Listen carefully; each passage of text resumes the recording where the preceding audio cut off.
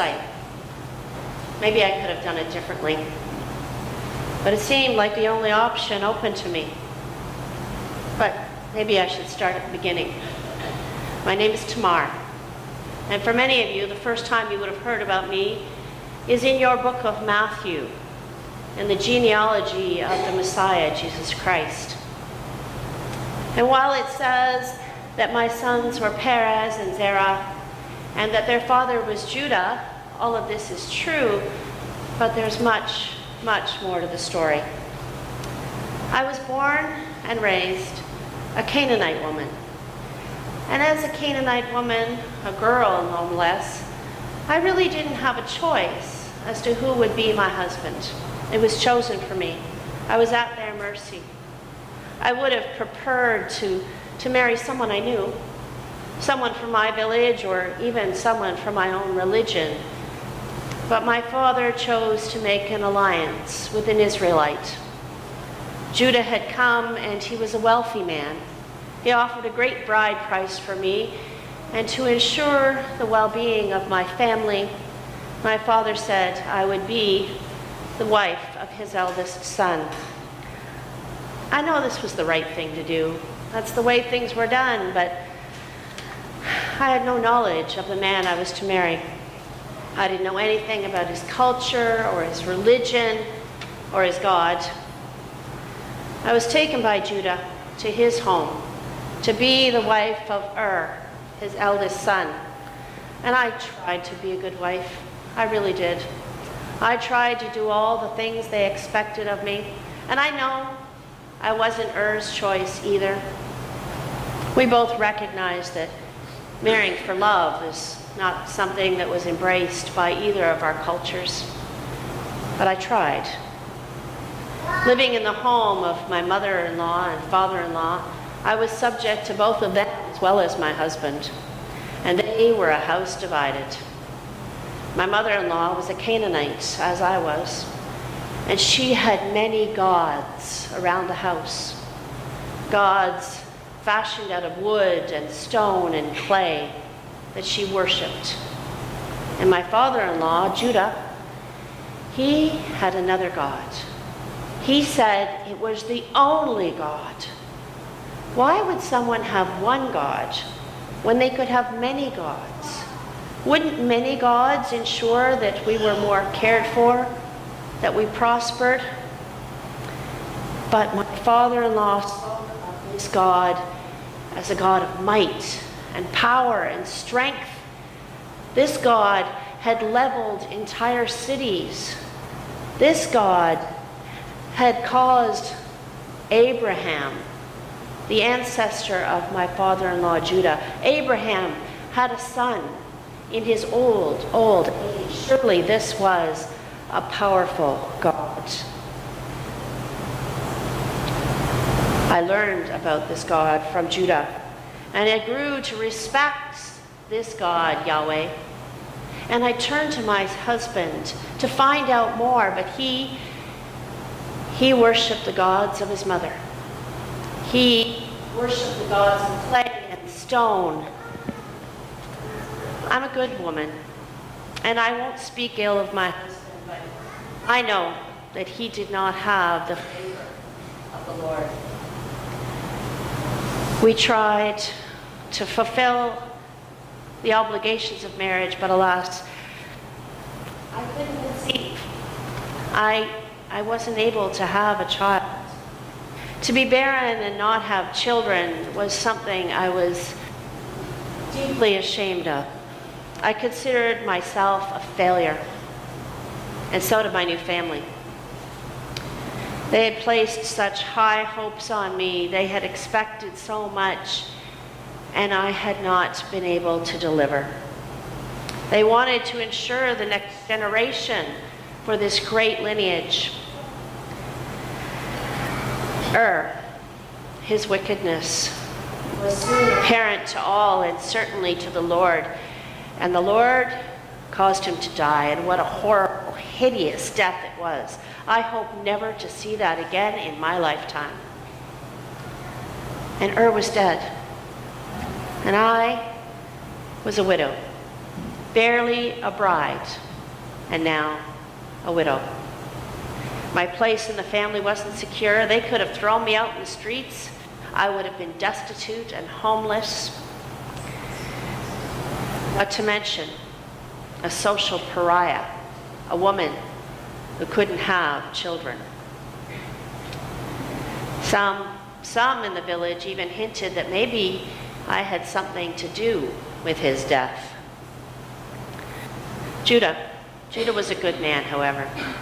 And as was the custom, it was decided that I would now become the wife of his second son, Onan. And we all knew that if I had a child with Onan, that first child, if it was a son, would be called Er's son. That was the way things were done. And when Judah passed, my son, Er's son, would get 1/3 of Judah's estate. Onan knew that, and he was wicked. He wanted to make sure that he would get all of it, 2/3 of the estate. So when he was with me, he made sure that we did not have children. He made sure that the second wife that he would take, because he would take a second wife, that was where the children would be, and he would get 2/3 of the estate. In his wickedness, God saw him, and God caused his death. I was a widow again. What would I do? Judah was beside himself. All I really wanted was a child to love and to care for. And Onan had left me feeling unclean and impure. I wanted a child to care for me in my old age. Was that too much to ask? After Onan died, his family distraught, understandably. His mother-in-law, my mother-in-law, blamed me for everything. Certainly I had caused the death of these two wonderful men. They grieved endlessly. And Judah knew that what he should do was give me in marriage to his third son. He was caught between fear of losing his third and only son, fear of not having an heir for the next generation, caught between that fear and convention. And it was the fear that ran the day. He sent me back to my father. I was disgraced. I was embarrassed. I was now this huge drain on my father's family again. And there were many of the opinion that yes, I had caused the death of my two husbands. I couldn't walk through the village without someone snickering behind my back, without hearing the whispers. I hardly wanted to go out at all. My despair was overwhelming. I have never felt so alone, so shunned, so ostracized in my entire life. I wondered what was to become of me. For a very long time, Judah did nothing. He didn't send for me. Even when I knew that Sheila was old enough, he didn't send for me. I was an outcast, and I held out hope, and I prayed. I prayed to the God of Abraham, Isaac, and Jacob, for this was now my God. This is my God. I have faith in him and his mercies. I had confidence that Judah would do what was right in the eyes of the Lord. But days passed, and then weeks, months, and then even years. And still he did not call me. He left me in the home of my father. And with each season that passed, my hope of becoming a mother, of having a family of my own, slipped away. Because I was promised to the family of Judah. No one else would offer for me. And the stigma of being a two-time widow was certainly upon me. And yes, the whispers were still there that I was the death of husbands. One day, news came to the village that Judah's wife had died.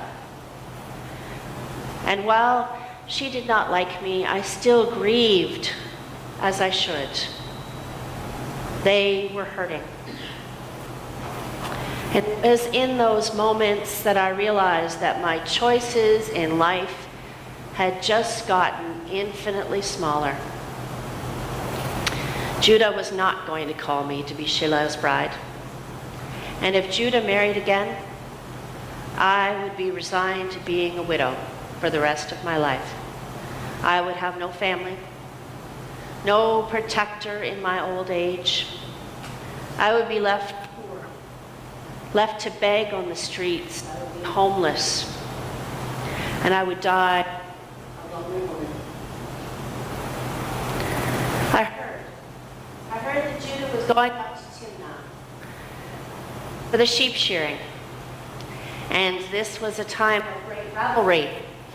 And the men who went up to Timnah were known to visit the temple prostitutes. Desperate times call for desperate measures.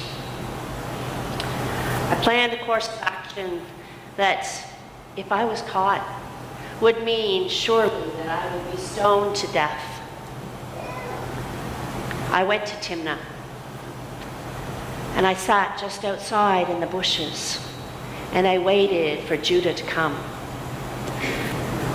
I took off my veils of widowhood, and instead put on veils of the temple prostitute, covering my face so no one would know who I was, as the temple prostitutes did. And I waited for Judah. And when he came down the road, all my courage to step out into the road and to proposition him. And he came and he looked at me and he asked to be with me. Even as a married woman, I still blushed. I was so ashamed and embarrassed. I had done something no good woman would do. And yet I had to do more. I had to ask for payment. And he promised me a goat. But I knew there was more I had to do. I asked him for his seal and his cord, something no one else would have, his alone. I asked for his staff, the one his father had given him. And he gave it to me. He gave it to me, and the transaction was completed. And after he left, I took off those veils again. I hated them. And I put on my widow's veils. They felt so much more like me. And I prayed. I prayed to the gods of Abraham, Isaac, and Jacob that I would conceive. It wasn't the right way, but I prayed, and the Lord heard my prayers. It wasn't perfect, but the Lord heard my earnest prayers, and I soon learned that I was with child, finally. When it became noticeable, the uproar was unbelievable. My father and mother were distraught. They were disgraced. Their daughter, who was a widow, who should know no man, was pregnant. They called me a whore. They called me a prostitute. not knowing the circumstances. They never asked me who the father was. It mattered not. The fact was I was pregnant, a shamed woman. I wasn't even allowed out of the house. Probably just as well, because for certain I would have been stoned in the village. But the news spread and soon got back to Judah. Folks couldn't resist telling them of my humiliation. And his reaction was instantaneous. She must be put to death. Not only had I dishonored the house of my father, I had dishonored the house of Judah, because I was promised to them. He sent word to my family that I must be burned to death in the center of the village. Time was tight. I knew I had to do what I had to do. And I took the staff, and I took the seal, and I took the cord, and I sent them to Judah with the message that whoever owns these is the father of my child. It was a gamble. It was a risk. He could have put them aside and never told anyone. But he didn't. Whether it was out of his shame for having been with me, whether it was his shame in not doing the honorable thing by giving me to Sheila, or maybe it was his desperation wanting an heir. Whatever. He called me to him and claimed my child, my children, as his own. But he was never with me again. It wouldn't have been right, because I was the daughter, the son, the wife of his son. I had not had a choice in my marriage the first time. I had not had a choice in my marriage the second time. I had not had a choice about being sent back to my father as a shunned woman. I had not had a choice about being made to live as a social pariah, as a widow. I had not had a choice to be a woman without a family, without a protector, without honor. I had not had a choice in much at all. But I did make a choice to change my circumstances. I know what people said about me then. I know what people still say about me, that I did something so disgraceful, so shameful, something that should not have ever seen the light of day. I should not have been welcomed back to the house of Judah. I should have accepted my lot in life, that I didn't deserve to bring two beautiful boys into the world. But I did. And I would do everything again. I would make the same choices again to ensure their lives, to bring heirs to the house of Judah, to continue the lineage that would ultimately result in the Messiah, the birth that we had all waited for so long. It's the grace of my God that's allowed this. It's the grace of a God that saw a desperate woman, and rather than denouncing me, showed me mercy, showed compassion rather than condemnation, blessed me rather than punished me. This is my God, the God of Abraham and Isaac and Jacob and Judah, the God who promised the Messiah, and that the Messiah would come from that lineage and from my lineage, a lineage of grace.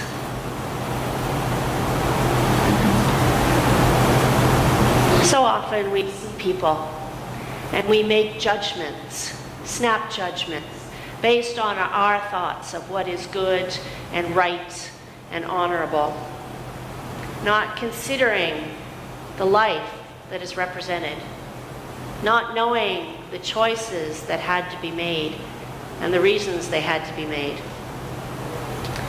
We hand out names and labels without stopping to consider the pain that's caused. The pain that's caused by words and sneers and ostracization. The pain caused by isolation. We take our holiness and wear it like a badge of honor, looking down our noses, handing out judgment, when all the while, it's not our place to judge. Not considering that grace is an option. Maybe we should consider grace.